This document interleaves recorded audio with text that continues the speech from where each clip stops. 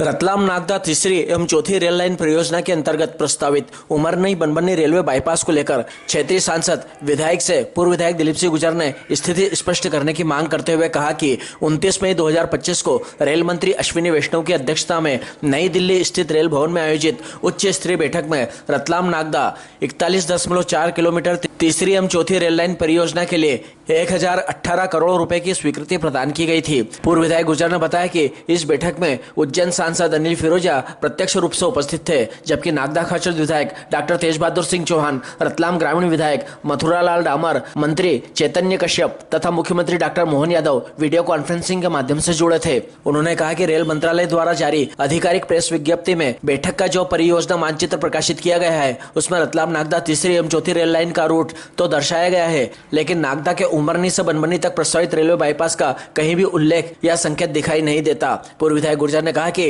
इसी कारण क्षेत्र के किसानों और नागरिकों के मन में स्वाभाविक रूप से यह प्रश्न उठ रहा है कि क्या 29 मई 2025 की उच्च स्तरीय बैठक में उमरनी बनबनी रेलवे बाईपास पर कोई चर्चा, प्रस्तुतिकरण अथवा निर्णय हुआ था या नहीं। यदि इस विषय पर चर्चा हुई थी तो उसका उल्लेख रेल मंत्रालय की आधिकारिक प्रेस विज्ञप्ति और परियोजना के मानचित्र में क्यों नहीं है, और यदि चर्चा नहीं हुई थी तो बाद में यह बाईपास प्रस्ताव किस स्तर पर, किसके निर्देश पर तथा किन तकनीकी आधारों पर तैयार किया गया। पूर्व विधायक गुर्जर ने उज्जैन सांसद अनिल फिरोजिया एवं विधायक डॉक्टर तेज बहादुर सिंह चौहान से आग्रह किया है कि वे क्षेत्र की जनता को स्पष्ट रूप से बताएं कि 29 मई 2025 के रेल मंत्रालय की बैठक में उमरनी बनबनी बाईपास पर कोई निर्णय या चर्चा हुई थी अथवा नहीं। यदि हुई थी तो उसके आधिकारिक दस्तावेज एवं अभिलेख सार्वजनिक किए जाएं, और यदि नहीं हुई थी तो वर्तमान प्रस्तावित बाईपास का आधार तथा उसे स्वीकृति देने की प्रक्रिया भी सार्वजनिक की जाए।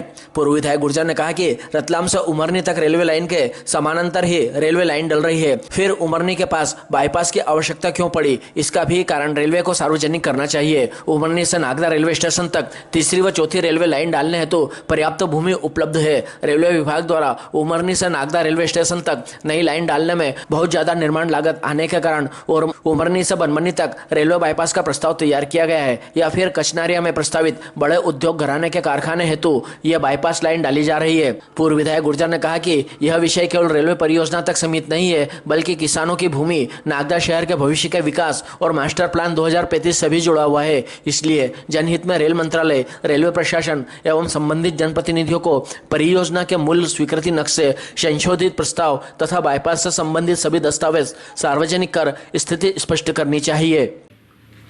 अभी रेलवे के नए उमरनी से लेकर बनबनी वाले बाईपास की जो बात रेलवे द्वारा कही जा रही है, निश्चित रूप से उसे शहर के विकास के साथ साथ किसानों की जो कीमती ज़मीन जा रही है उससे एक चिंता की लहर हमारे क्षेत्र के नागरिकों में है।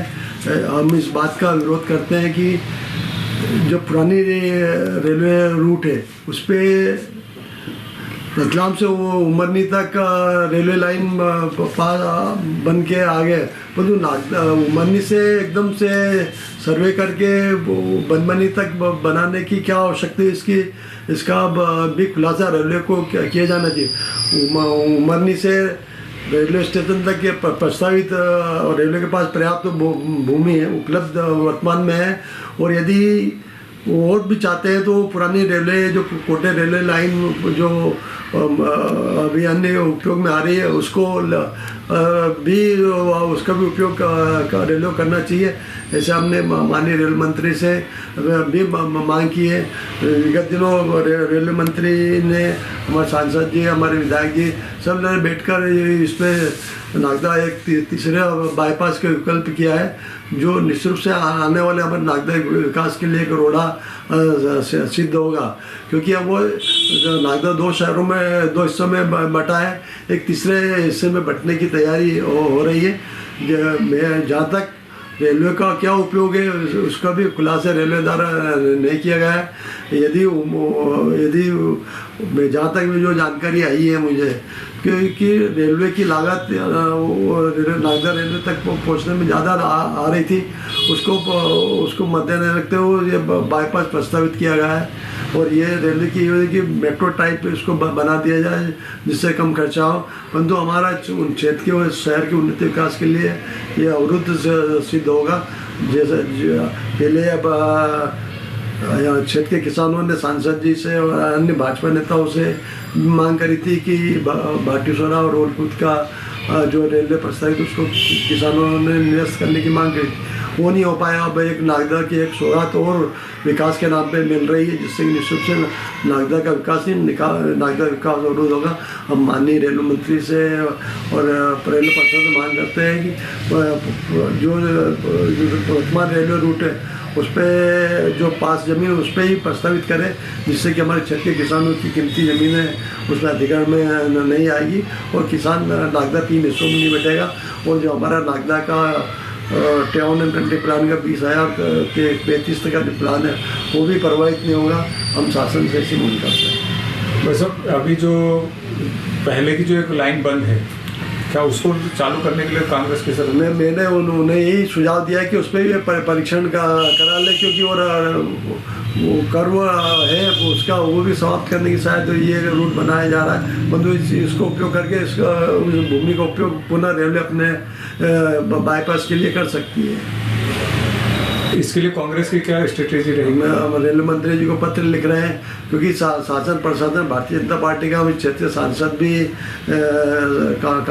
भारतीय जनता पार्टी का है, अनिल फिरोजिया जी विधायक भी यहाँ, नगर पालिका भी है, नीचे से लेके ऊपर तक भारतीय जनता पार्टी की सरकार है। तो हम तो सिर्फ मांग कर सकते हैं और जनहित के मुद्दे उठाकर उनको आग्रह करते हैं, क्योंकि हमने देखा है कि किसानों ने सांसद जी को भी कई बात कही थी भाटीसोरा रोलकुत रेलवे लाइन के संबंध में, वो उनकी मांग पूरी नहीं हुई। तो निश्चित रूप से हम रेलवे प्रशासन से आग्रह करते हैं कि इस योजना पर पुनर्विचार करें और पुरानी रेलवे के समांतर ही इसका उपयोग करें। अभी तक आपकी किसी नेता से या सांसद से नहीं, मेरी किसी से बात नहीं हुई। मैं दिल्ली से आया तो हमने आज देखा समाचारों में कि इस प्रकार से योजना बन रही है। निश्चित से नागदा के हित में नहीं है वो। हम चाहते हैं कि नागदा का सर्वांगीण विकास हो। वो पुरानी जो रेलवे लाइन के समांतर ही ये उमरनी से नागदा है, और नागदा से यदि उनको लगता है तो पुरानी रेलवे लाइन को पुनः चालू करके इन किसानों के और नागदा के हित की रक्षा की जा सकती है। अभी हाल ही में मुख्यमंत्री नागदा है तो उन्होंने जो जावरा उज्जैन की रोड है उसको 4 लेन करने का प्रयास का बोला, चौड़ीकरण करने का। तो क्या उस पर भी कुछ असर पड़ेगा? सिर्फ से वो सब डिस्टर्ब तो हो, पूरे सभी जो रूट है सब डिस्टर्ब तो होगा। जहाँ तक इस उज्जैन जावरा रोड की मांगे हम लगातार हर विधानसभा में इस मांग को उठा रहे हैं। शासन प्रशासन उसको स्वीकृति की बात नहीं कर रहा है, परंतु मुख्यमंत्री जी ने ये कहा है। तो हमारा अभी आने वाली विधानसभा में कांग्रेस विधायक का यही प्रश्न है कि यदि ये रूट पूरा नहीं हो पाता है, आपका नया रूट नहीं बन पाता, तो वैकल्पिक तौर पर इस पर स्वीकृति देने की अनुमति देंगे। अभी आने वाले कांग्रेस के विधायक के माध्यम से हमने पुनः उठाया। हम तो लगातार इस बात की मांग करें कि इसको भी 4 लेन किया जाए।